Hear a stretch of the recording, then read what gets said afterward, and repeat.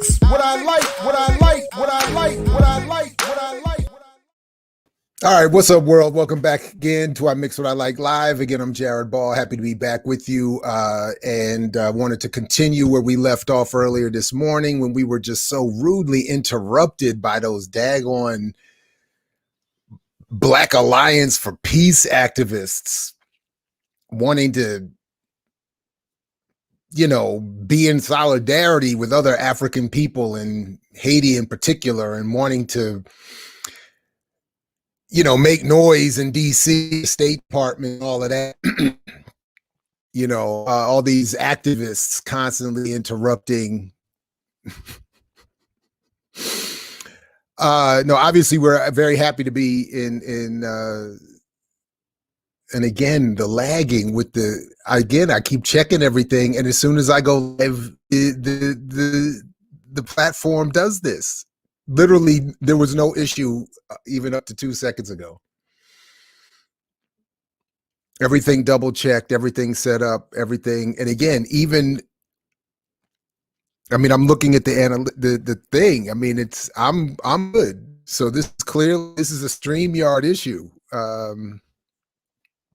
This is nothing. The lagging, as frustrating as I find it, has nothing to do with anything I'm doing over here. So maybe I need to be in touch with StreamYard, because we do pay them for this platform, and yet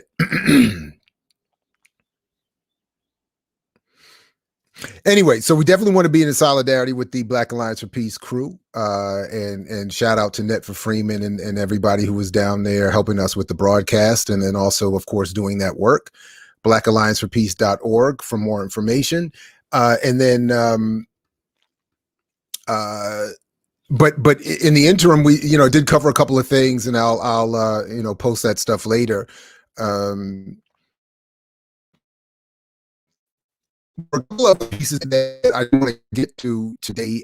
Okay, the first of which is that, let me just remind everybody that the new show Real Talk with Dr. Sundiata Chajiwa has launched his new show Real Talk, which is up on the channel now, so please check that out. And again, I'm seeing the lag and I'm seeing the blurriness, and I don't know what to say, and I don't know what to do about it. So other than to just acknowledge to those who are watching that I see it, and that there's nothing I can do about it on this end, apparently, because I have full connectivity. I have everything supercharged. I have everything directed to this very computer. I don't know what else. My internet is blazing fast speed. And so StreamYard, I think, owes us an explanation. I am actually going to have to contact them. This is ridiculous. We shouldn't be having this kind of problem with their service. Anyway, with their platform. So, but that said,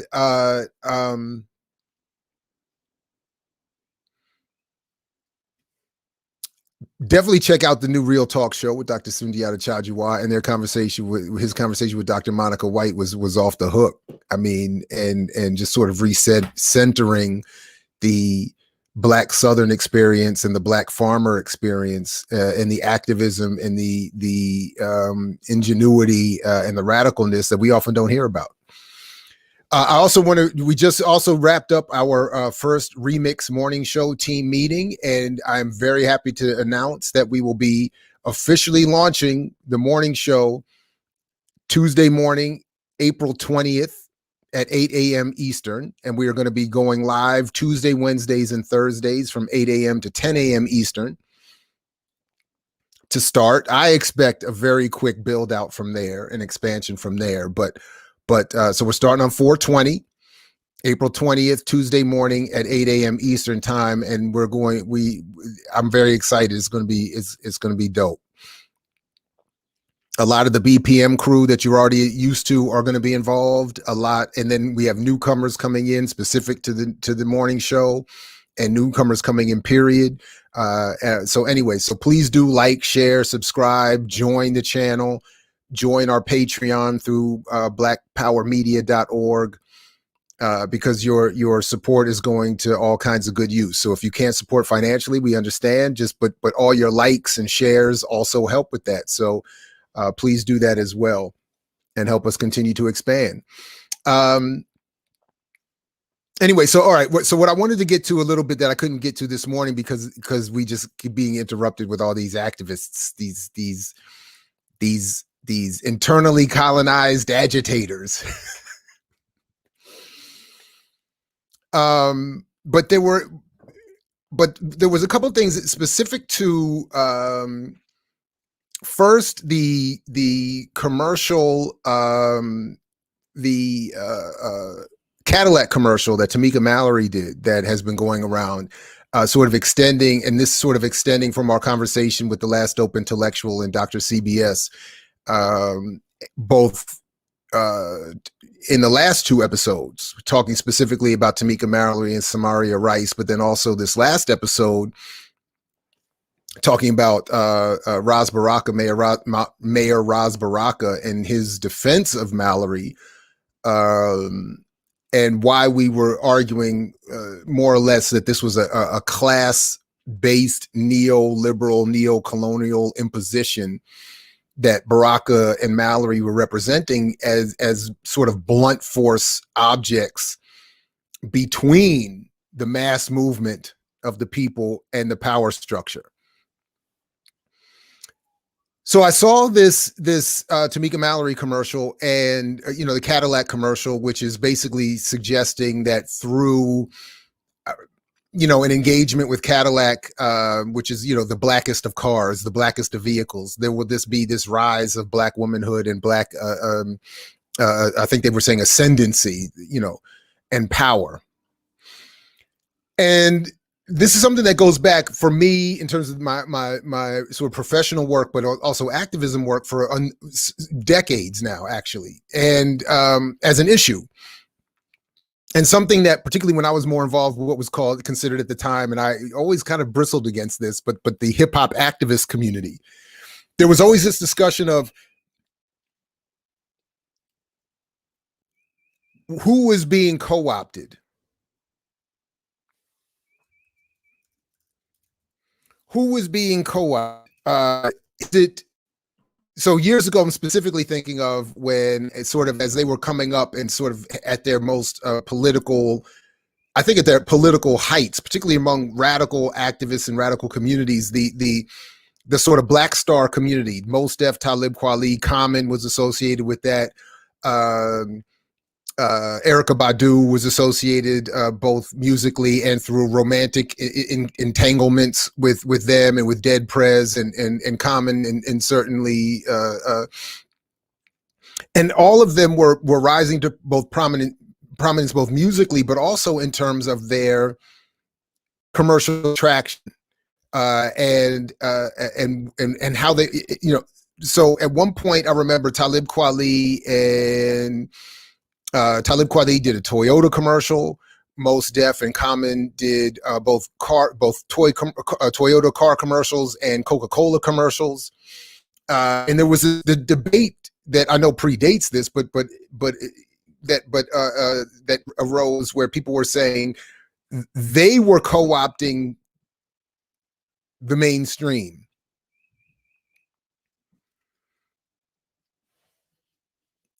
Again, I want to this lag. I want to see if I can let it catch itself because it's unfortunate to have to suffer it when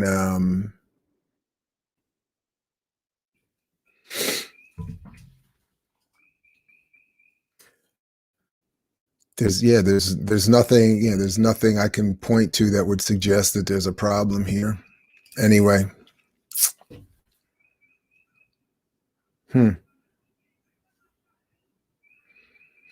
Well, let me at least remind folks that not even half of you have hit like button. So while we're sort of in this moment, click join and become a member. Certainly click like, subscribe, and join. Let's get the likes up and help if you can't support Okay. Good looking. I appreciate the kind words.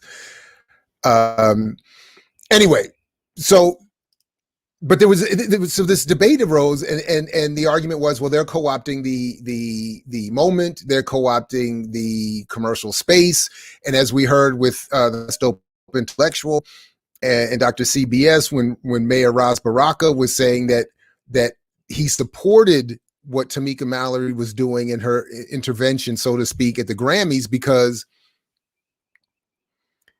this was what was necessary to make the arguments mainstream and to enter the conversation.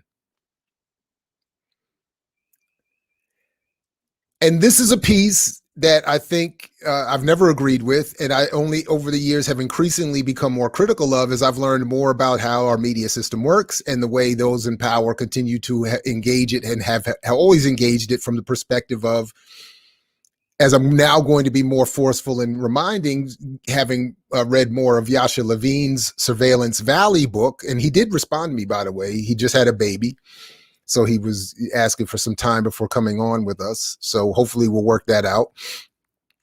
But that the main goal has always been the suppression of counterinsurgency movements, both abroad and domestically within the United States, and specifically targeting Black America.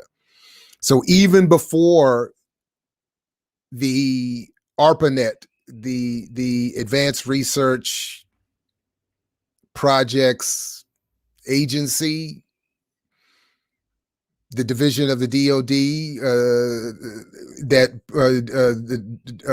or what will become named the DOD, that developed what we now know as the internet.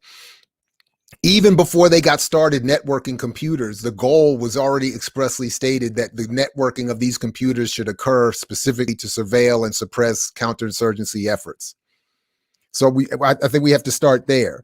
But then if we understand more, as I think I have struggled to, at least, and I think more of us are encouraged away from understanding that advertising works in exactly the same way, I think we can start to better understand why we would see Common, Mos Def, Talib Kweli, or today Tamika Mallory doing these commercials when they are supposed to be or are presenting themselves as the spokespeople for radical interventionist movements in defense of or in support of Black people and others.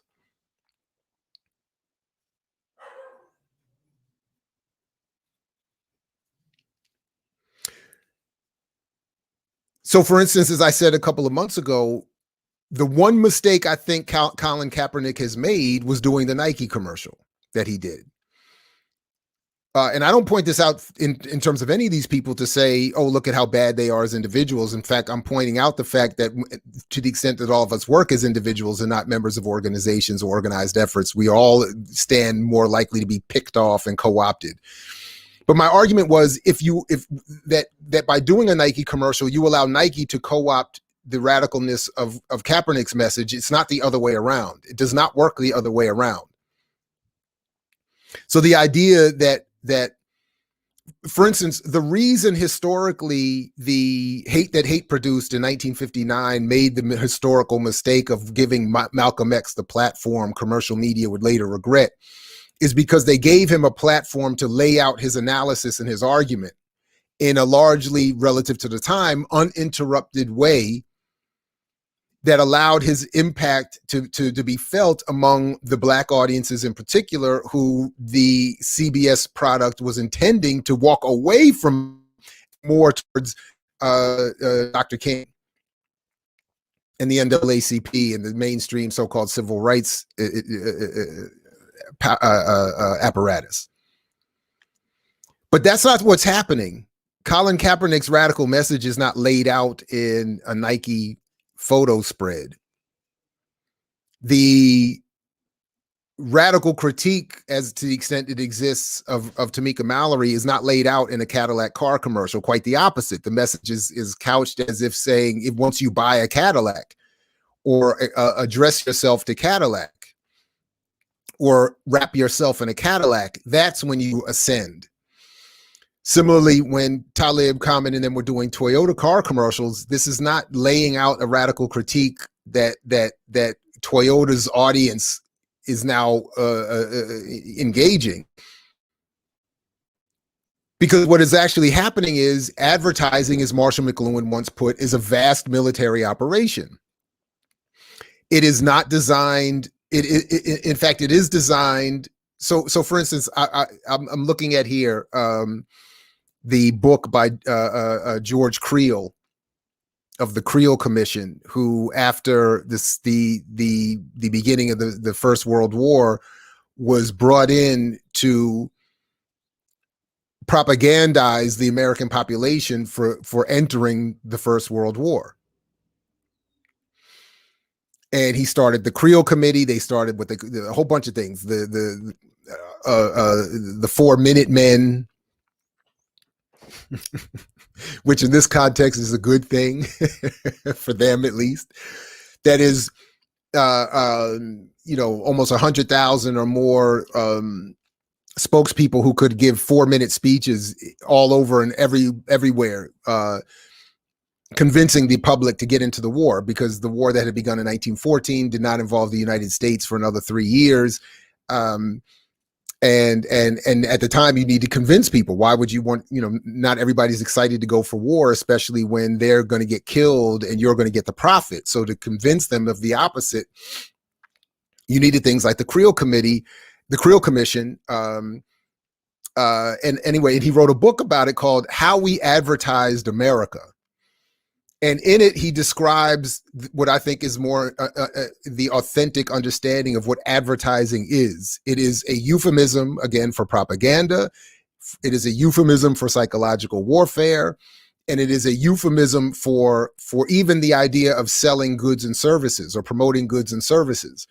Because once you add, if you think about it, when we see an ad for a restaurant, or we're not just seeing an ad trying to convince us to eat at that restaurant. The ad is also trying to convince us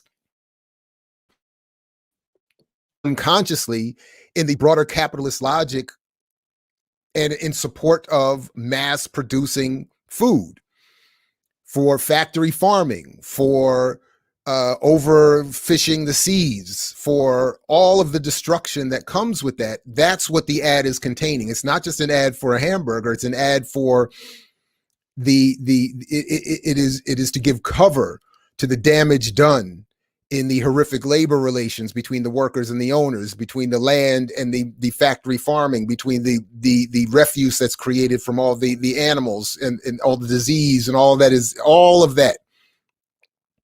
Same thing with a car or tennis shoes. We're not just being sold these products, we're being sold the entire idea that the very nature of a process that mass produces these items is a good thing.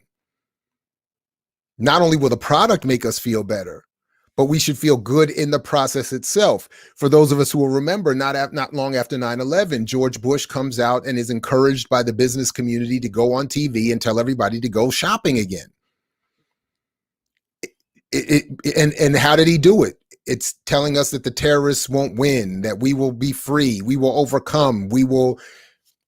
He didn't go on there to say you're going to save those who own the economy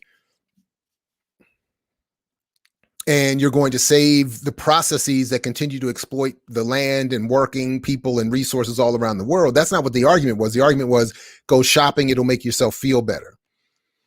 So as Creel put it, the goal was, as he put it here, a conquest of the convictions, of their convictions. That is, to conquer the convictions of the target audience, who were to be advertised into a belief that going to fight overseas was good for America.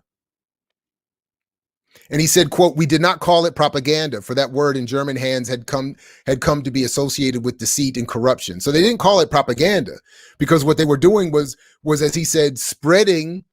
Oops. Nope.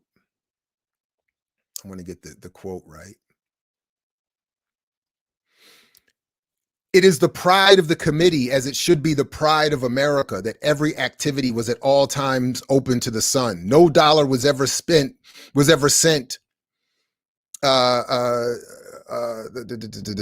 No dollar was ever sent on a furtive errand. No paper subsidized. No official bought. From 1,000 sources, we were told of the wonders of German propaganda, but our original determinations never altered. Always did we try to find out what the Germans were doing, and then we did not do it. There is pride also in the record of stainless patriotism and unspotted Americanism. So on the one hand, he's acknowledging that the word propaganda had been given a bad word under the use of the Germans. And on the other hand, he's explaining that what will make the American process of propagandizing its own citizens more sophisticated is in its ability to not do it through buying off independent or individual media outlets, but by infusing in the product or the propaganda itself this idea that America was, as he put it, a stainless and unspotted Americanism and patriotism. In other words, the more sophisticated, the higher, more sophisticated version of the propaganda was to tell everybody, hey, we're not paying you as media outlets to do this. We're not ordering you to do this. We're encouraging you to run these ads promoting American involvement in a war, because we're doing it openly and under the sun, as he put it, because we don't need to buy off anyone when they're doing it, because they recognize the already promoted, propagated belief in American exceptionalism and unspotted patriotism. And again, the book is titled How We Advertised America. Again, he wasn't saying how we propagated a lie or mythologies to get young, mostly poor white men to go get killed in a war that was going to benefit their bosses. He didn't say that.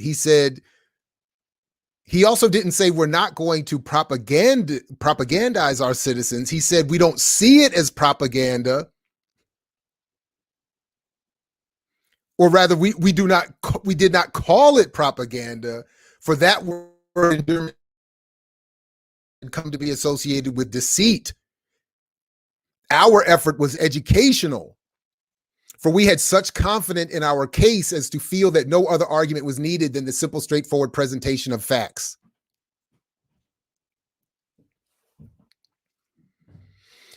So after acknowledging that a commission was formed by the federal government to spread the word and encourage American involvement in a war, he's saying, look, but we're not calling it propaganda because we were confident that all we had to do was put forward the facts. And what are those facts? That America is unstained, unblemished, right and patriotic, just, and in the defense of democracy and freedom. Those are the facts.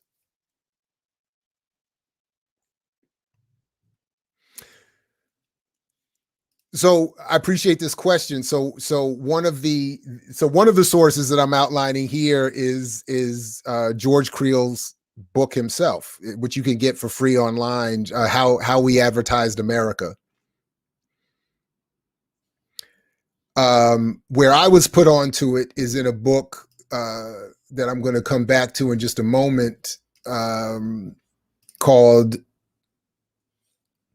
and I'll show it here in a second.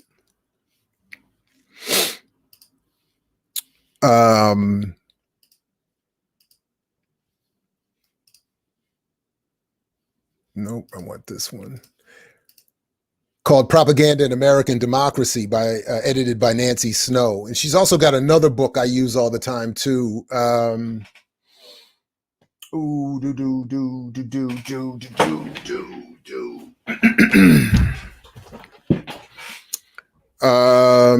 So that's another one that I use all the time. And then this one she also edited that I use, Information War. American Propaganda, Free Speech, and Opinion Control since 9/11. And we were trying to get her to come on the show too, but she's in Japan, I think, teaching or something. I don't know, something. For some reason, no. And And then I also mentioned Surveillance Valley by Yasha Levine, which I think, and then there's a couple others I'll come back to before we wrap up here that I would want to highlight as well. And by the way, please go back and check out some of our previous work. I mean, obviously this is all pre-COVID, but when we were doing academics in cars, I had a great discussion with, to me, the legendary propaganda scholar Chris Simpson. You should go check that out. It's on Black Power Media YouTube's channel. Please go see that.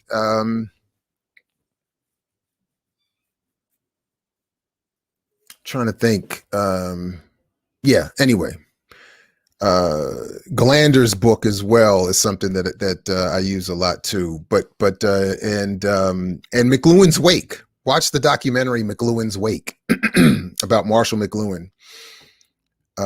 Again, white male, Eurocentric, all of that. But his analysis of media and its extensions, its extension of the senses, and his predictions about the digital media environment, I think, are right on. And he talked about what advertising really is. It is a vast military operation. It's not meant to just simply. So my point simply here is that the question is not whether. Again, it's not a personal, attack on Tamika Mallory, but it is to make the point that the commercial should be seen as a psychological warfare product meant to project the symbolism of radicalness, of Black womanhood, of ascendancy, but is meant to really justify the not only the mass production of cars and the labor relations that creates, but the idea that activism is commercial advertising. I mean, again, when Kaepernick does the deal with Nike, that only undercuts his argument. Again, I stand with him. When I had my hair, I was Kaepernicking before Kaepernick, but nobody has be offering me a whole bunch of money to do a commercial. So this is not a personal critique. It's an analysis of what these products are meant to be, and that's what they are designed to be. So whatever we feel about Mallory, her behavior, or her politics, it is this wedding, this marriage of her image and the image of a radical movement with a commercial, with a Cadillac car and a car automotive industry that creates a lot of problems, and I would argue makes it more difficult for her to reach an audience with the radical ideas she claims to want to reach them with, because they're going to be watered down in the context of that commercial. And again, Common can do all the songs he wants in tribute to Assata Shakur. If you turn right around and do a car commercial or a Coca-Cola commercial, as he did, or then come back around and do commercial mainstream self-help books and take selfies with TD Jakes, the radicalness is wiped away. The message, as McLuhan would say, is wiped out by the messenger, by the medium itself. The medium becomes the message, and the medium of a commercial car, a commercial ad for a car or a soda, that medium becomes the message itself. The content in this case becomes irrelevant. You can say whatever you want. You're saying it is a car commercial. It's the same thing when we were talking about when Tavis and Cornel West were doing Black economic town halls sponsored by Wells Fargo, Exxon, and McDonald's. Nothing you say in that context is going to resonate, is going to carry the meaning. And for those who make the argument, oh no, they're using Wells Fargo to slip in a message, that's just not how it works. That's not how it works. And that's not why advertisers put their brand up. And that's not why they spend the money they spend to be associated with people in messaging. They're doing it because the specifics, the detail gets lost. And all people remember, consciously or not, is that Wells Fargo was on Tavis and Cornel West's team. The details get lost. All right. So that was one of the pieces I wanted to get to this morning that had to be interrupted because these daggone Black Alliance for Peace activists keep wanting to engage in soda politics, solidarity of dispersed Africans, and remind people that Haiti is important and Haitian people are important and their struggle is our struggle, and that the US and the State Department need to get themselves out. Because they want to keep interrupting, we have to do these in different segments. So it's ridiculous. By the way, when the Remix Morning Show starts on April 20th at 8 a.m., Tuesday, 8 a.m. Eastern Time, it's going to make it easier for me to get I Mix What I Like on its own schedule. And I think it's going to be this around these times, Monday afternoons. In that, I want to kind of get in that 12 to 3 p.m. Eastern thing. Since so much of the other time I'll be doing on this channel will be going to the Remix Show, it'd be nice to get this on and I think it will help get a sort of routine schedule for these. That said, stay tuned, because tomorrow I think we're going to have to do some stuff with Davon Love of Leaders of a Beautiful Struggle, and my man Mel Reeves, who's out there covering the Derek Chauvin trial that started today. He's going to come on with us. So stay tuned. Make sure you've liked and signed up. About 30 of you are watching right now without hitting the like button. So make sure you hit the like button and then hit the bell so that you're also subscribed and getting all the updates and all that stuff. All right. Okay. So this one other thing, boy, oh boy. Because I still get the buying power reports or Google alerts and all of that. Please go by. Oh, please, people, go back and check the video that I did about GameStop before, because I was so right in the details, and it's really just because I pay attention to Wall Street on Parade and the Mertens and other critical economists' work. But oh no, you should see a join button right there. It should be right there. Should say join. I don't know, somebody. Anyway, yeah, but please do join the channel. You can go to blackmedia.org and scrolling there at the bottom, and you can sign up for our Patreon there.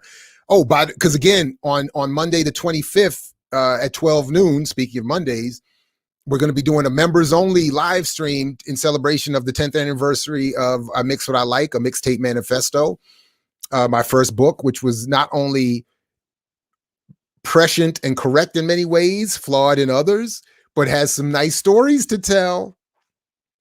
What did Biggie say?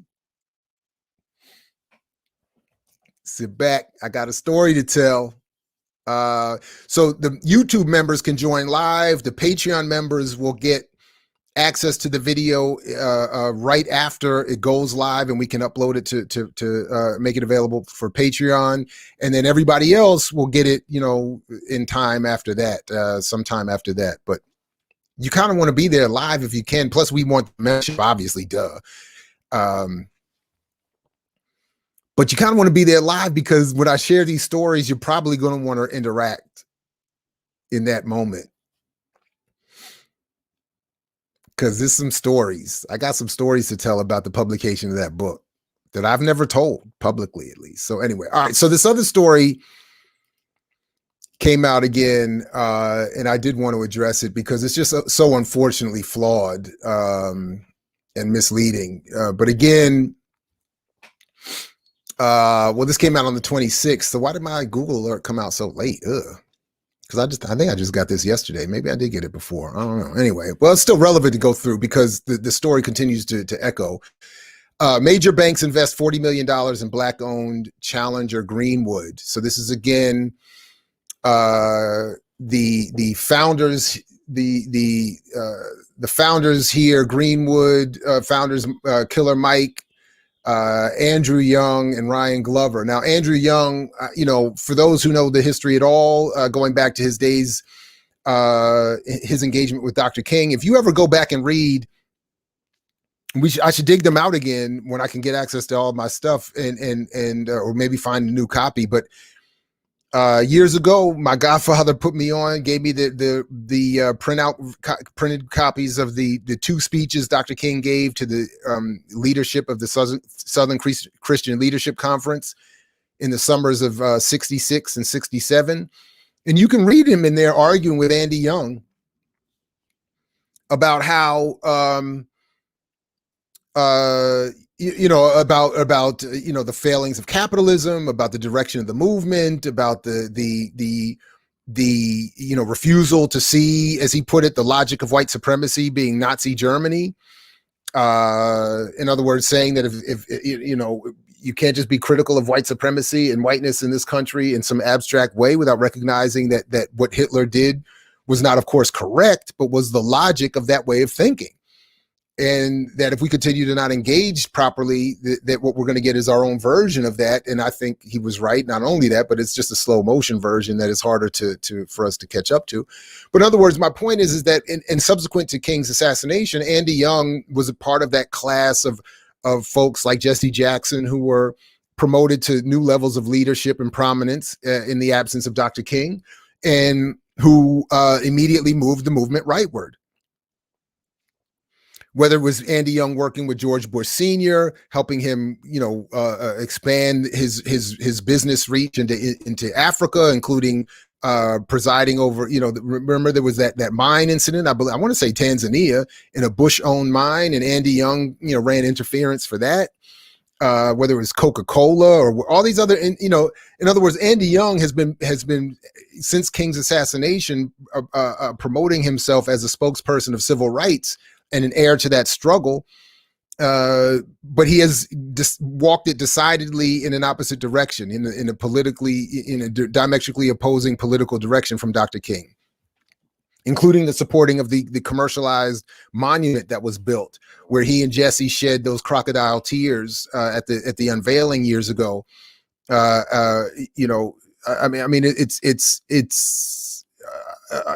Anyway, so it's absurd just on its face to think that he would be involved in some sort of black economic enterprise that was going to lead black people anywhere. And then, of course, you see right here where I'm getting at. Now, if we go back and pair this with the video that I'll put out later, that was part of the presentation, we were waiting for the BAP Act to sort of to interrupt, to get their rally together. If you put it together with what the Mertens were talking about recently in Wall Street on Parade, again, the blog everybody should be reading, JP Morgan Chase was involved in the dark pool money investing in the GameStop mythological occurrence that people misreported and misinterpreted as something being led by the poor retail investors at the bottom who were overthrowing Goliath with their investments into GameStop and messing up the hedge funds. JP Morgan Chase was involved with that too, they invested in that as well, making money off of that as well. Citi and Bank of America, again, never mind that they are the biggest banks in the world, never mind that they are all connected to decades of all kinds of chicanery and money laundering, all kinds of stuff. Never mind that they were already acknowledged by Eric Holder as the entities that were too big to prosecute after the 2008 crisis. Never mind all of that. Now we're expected to believe that with their involvement, this black-owned bank, as it's still being promoted, is going to do something that is going to improve the lives of black people. Now, remember, going back to where we started with the coverage of this, remember weeks ago when we started covering this, the initial investment to the bank was $3 million. So let me go back to something I used to say about BET. Even before the sale to Viacom, BET was put together with an initial investment of $15,000 from Bob Johnson and $500 million from John C. Malone, the white British media magnate. And yet it was told to us from the beginning, or sold to us from the beginning, as something that was black owned. You can't put up 15 to 500 and call yourself in charge. And you can't put up 3 million to 40 million of JP Morgan, Chase City, and Bank of America investments and call it yourself black owned. It just, I would argue it's misleading. The startup has already gained significant traction among consumers, having accrued 500,000 signups in the first 100 days. Note that they are not telling us what they. Okay, so here we go. The team raised $3 million in seed funding from private investors in October. This brings its total capital raised to date to $43 million.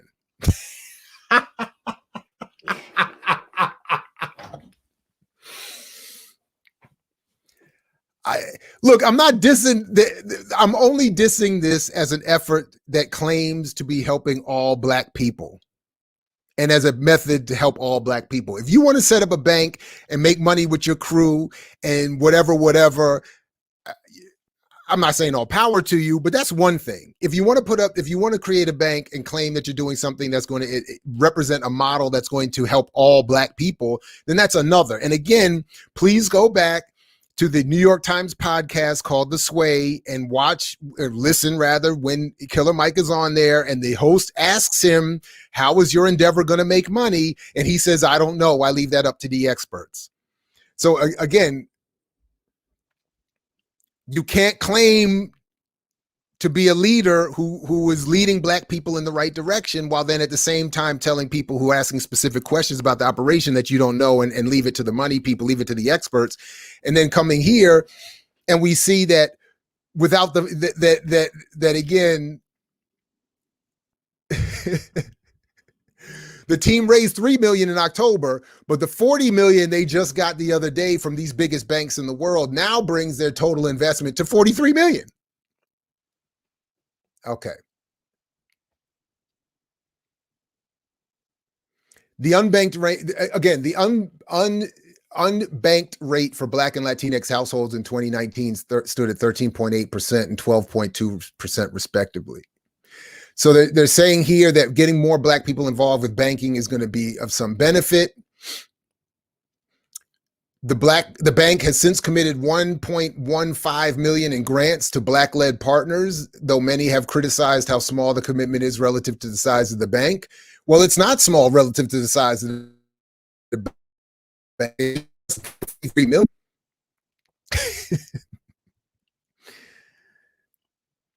Greenwood's name pays homage to the Tulsa, Oklahoma district of Greenwood. It was known as Black Wall Street in the 1920s.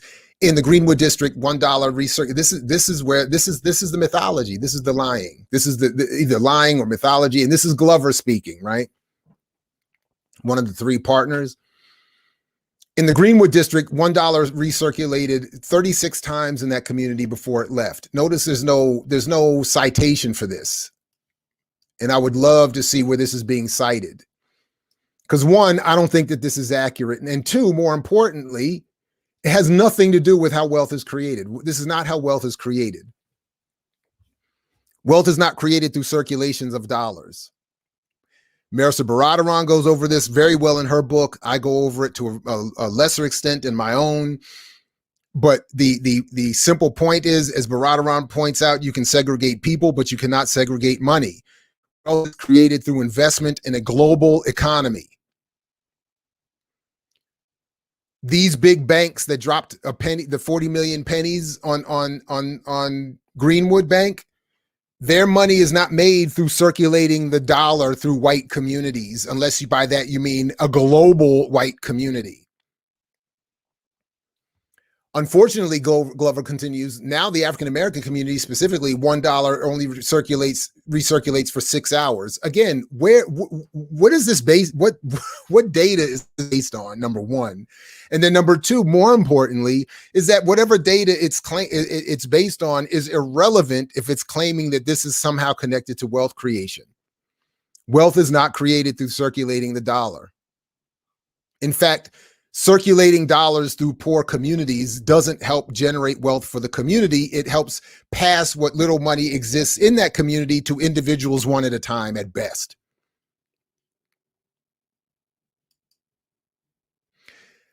So unfortunately, as I'll continue to argue, the 1921 riots or white supremacist violence that destroyed Black Wall Street did the double damage of not only destroying a community, but building a myth that had this not occurred, Greenwood would have been an example that could be replicated over and over and over again and sustain an entire Black community. What it also glosses over is that within that very community was itself a class division of a handful of Black people that owned everything and the rest that did not.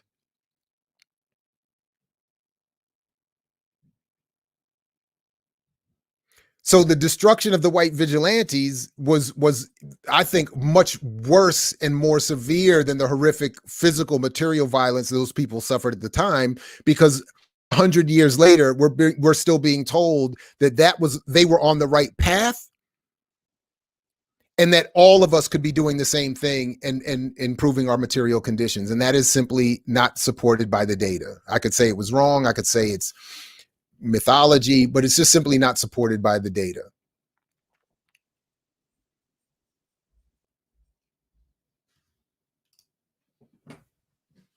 Okay. All right.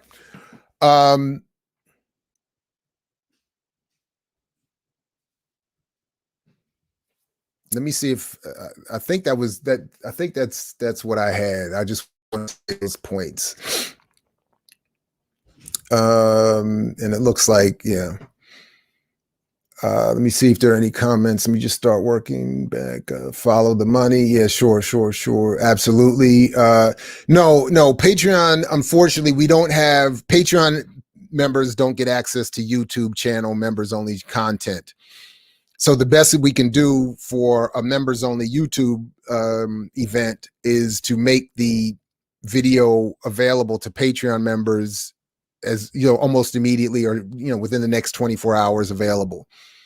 But to be there live, like on April 5th at 12 noon Eastern, for the 10th anniversary celebration of I Mix What I Like, the Mixtape Manifesto, you would have to be a YouTube member, which means clicking the join button, supporting us with $4.99 a month. And then that helps build out the platform, which is ever expanding. The Real Talk Show with Sundiata has already launched. The morning show's coming on April 20th, Tuesday, 8 a.m. Eastern. And will be Tuesday, Wednesday, and Thursday, 8 to 10 a.m. Eastern. To begin, I see it expanding beyond that, both in terms of days and time shortly thereafter, but we'll see. Yeah, man. I mean,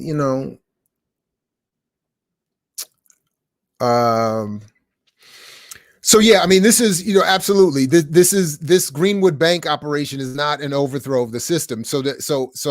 But as I would, to be fair, I would say, on the one hand, if musically you want to represent a kind of politics that's more left than what you can actually engage in real life, that's cool for me. I don't have a problem with that.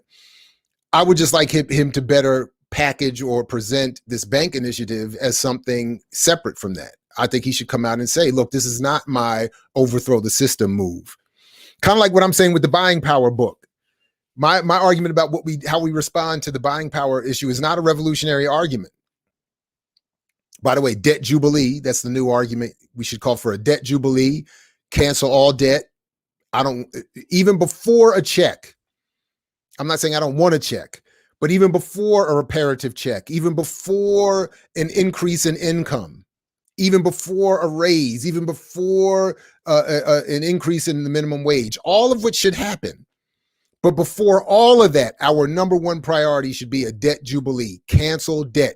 Because if you don't owe anything, the little bit of money you have and earn now already becomes worth more, and whatever you might get later becomes more valuable. Giving me a higher salary would help, but given all the debt I have, I'd rather get rid of the debt. Let's get rid of the debt. So that would be my, but again, that's not an overthrow the system argument. It's just a more practical argument that I'm actively advocating while saying it's not a revolutionary argument. What I have a problem with is that Killer Mike and others keep producing or presenting these very reactionary conservative ideas, not only as new, which they're not, but as something that is revolutionary for everyone, that will be good for the collective. And that's the problem. That's not true. So, yeah, I saw that. Yeah, that car commercial is no joke, right? Isn't it amazing?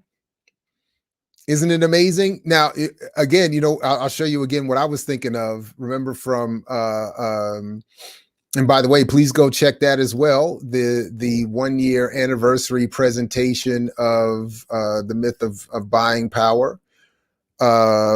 Because what it reminds me of is this. It's the same kind of thing.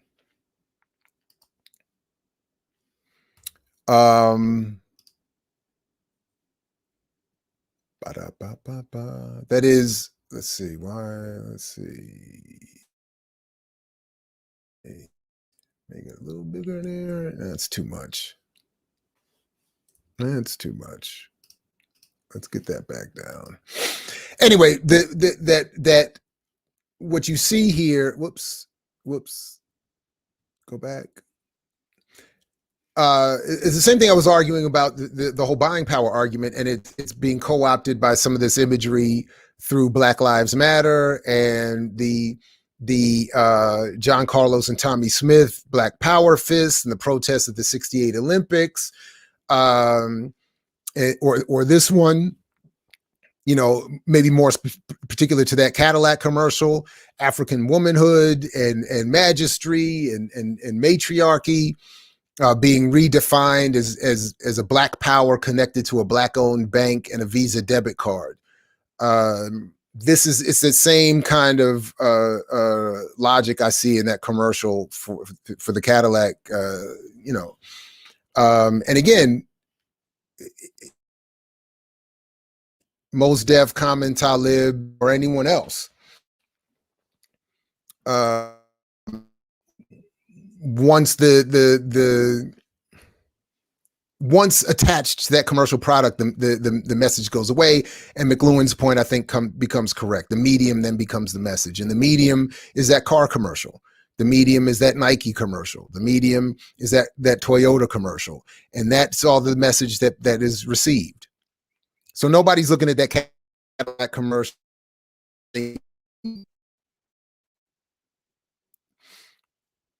anything other than what the Cadillac folks want. I mean, for the most part.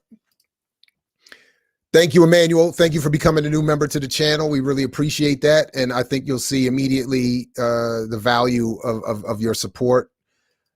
Same thing. All right, well, welcome. You know, that's fine. We don't do, you got the hashtag backwards there, bruh, but welcome. We appreciate your support nonetheless. Right on. Okay. All right. Well, ADOS and soda, I don't know if you could be both, but hey, you know what? We appreciate you. And thanks for coming through. And you know what? Because we have made a channel-wide decision on this. As long as folks come through with principled disagreement and there's no hostility, welcome. Come on through. Come on through.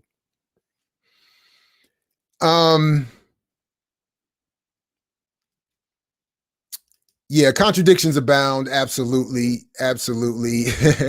Yeah, Ashe for real. Yeah, the contradictions abound for sure. And that's why, again, and I'll wrap it up here, but as I know a lot of my comrades and colleagues keep saying, we've all been saying for a long time, you know, organization is really the only solution, really, because speaking for myself, when I operate as an individual, I'm less effective and I'm more prone to mistakes. Not that I'm mistake free now, but I'm more prone to mistakes and have been historically when operating as an individual. I never like it. It doesn't work.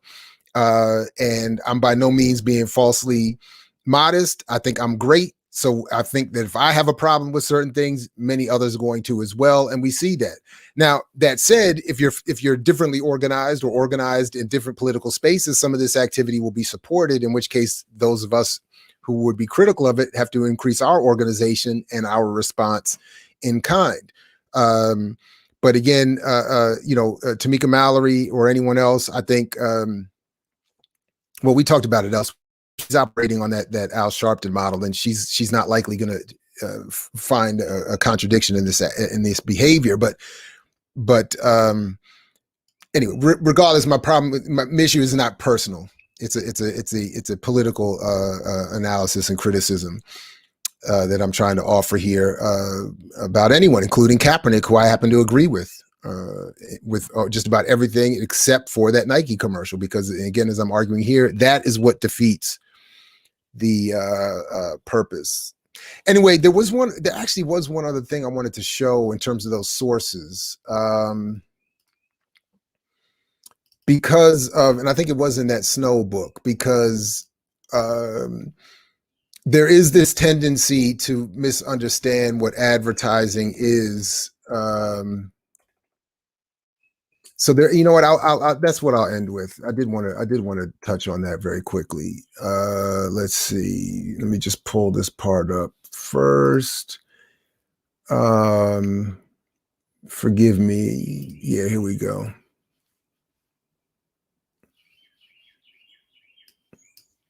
Whoops. Let's see. Can I pull this up and then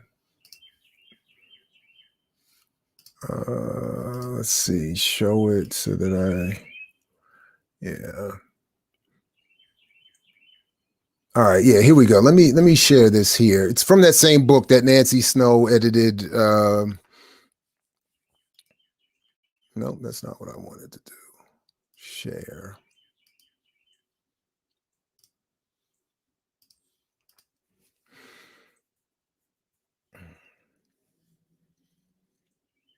Let's see. Propaganda and American Democracy. And they're talking that she's talking about here, or the author of this section, which I don't have in front of me. Which section is this? Dan Kuhl, Propaganda in the Digital Age. Talking about the definitions of propaganda. And I just want to draw your attention here briefly to this. Many of the definitions provide insight into the person or entity offering that particular definition. Every dictionary includes a definition of propaganda. All include propaganda's objective of influencing opinion, and many of them also tie this objective specifically to government. George Orwell's deep suspicion of government led him to define propaganda as inherently evil, as noted above. Just before the end of the communist era in Eastern Europe, the German Democratic Republic defined propaganda as the systematic spreading and thorough explanation of political, philosophical, economic, historical, as well as scientific, technical, and other types of ideas. While fairly straightforward without alluding to lies, deceit, or manipulation, it drew a clear distinction between the nefarious aims of imperialist propaganda as contrasted with Marxist-Leninist propaganda, which only aimed to advance the historic cause of the working class. While this approach clearly hewed to the ours is okay, theirs is bad perspective on propaganda during the years of the Cold War, in which both sides made widespread use of propaganda, it also argued that everyone uses it. NATO, in its 2011 Guidance for Military Public Affairs, which an important phrase there, defines propaganda as information, ideas, doctrines, or special appeals disseminated to influence the opinion, emotions, attitudes, or behavior of any specified group in order to benefit the sponsor, either directly or indirectly. It acknowledges that adversaries may use propaganda, but does not allude to any alliance use. The definition specifically endorsed by the Department of Defense in 2006, any form of communication in support of national objectives designed to influence the opinions, emotions, attitudes, or behavior of any group in order to benefit the sponsor, either directly or indirectly, was similarly value neutral.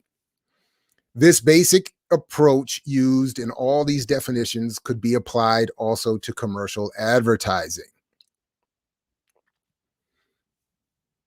All right, so I really only wanted to make that, or to draw out that specific point,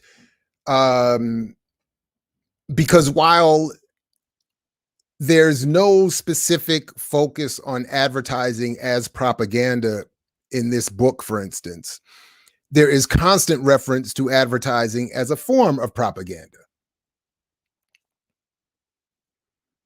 So, and again, associated with all of these broader politics and purposes, associated with military public relations or public affairs, associated with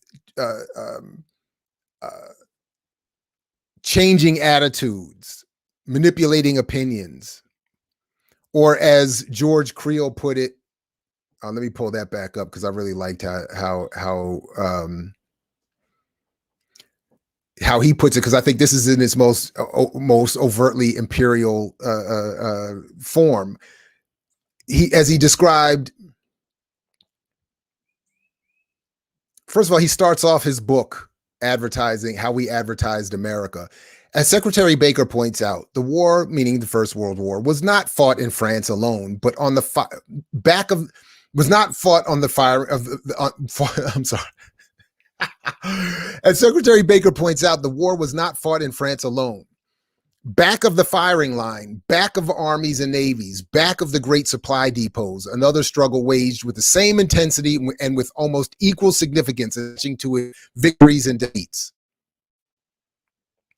It was for the minds of men, for the conquest of their convictions, and the battle line ran through every home in every country. Conquest of their convictions. That's going to be my new phrase for all of this. I think that's stronger than manufacturing consent. I think it's stronger than an appeal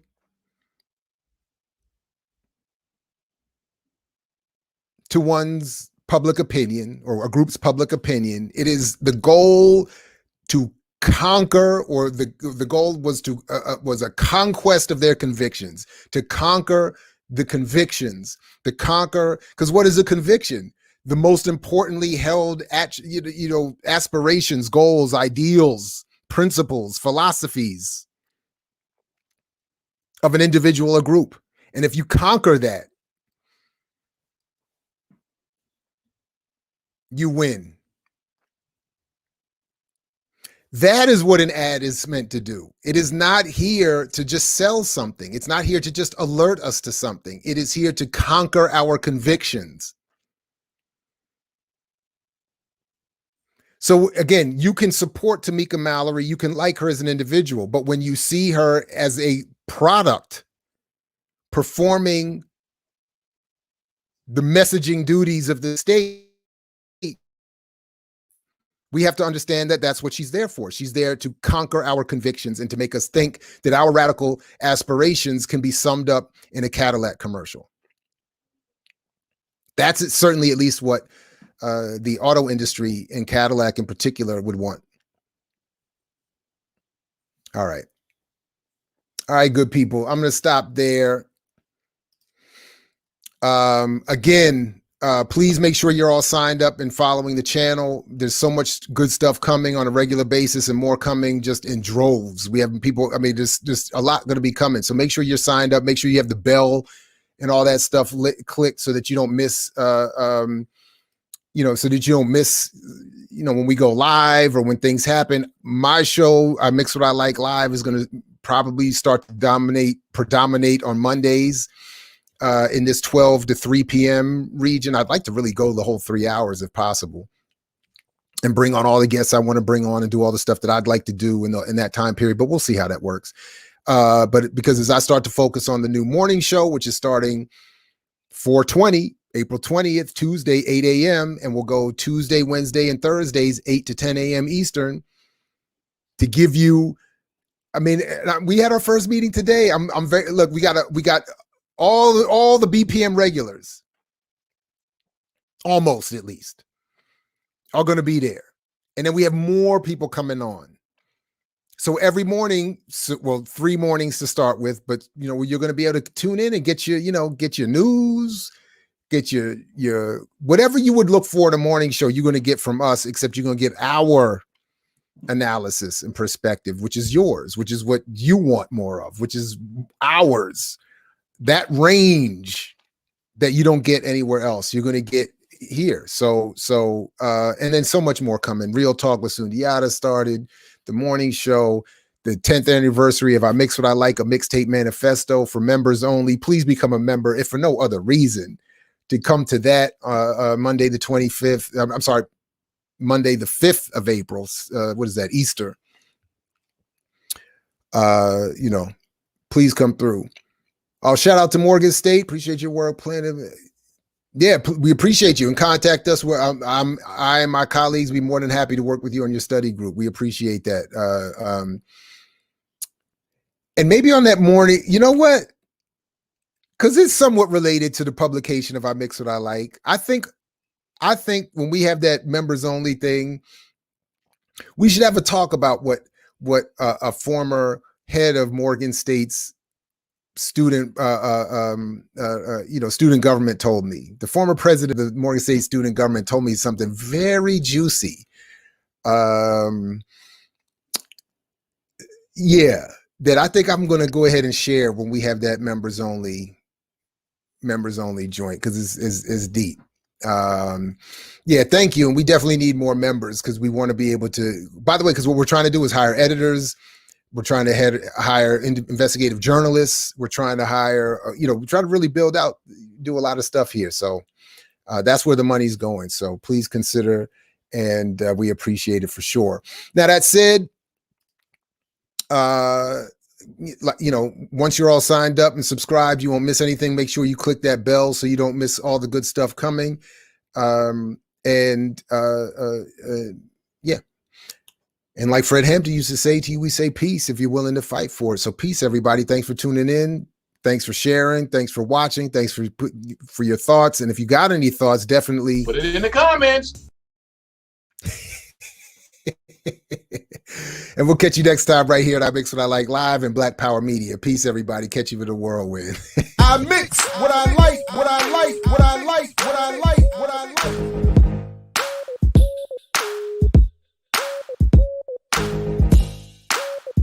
I mix what I like.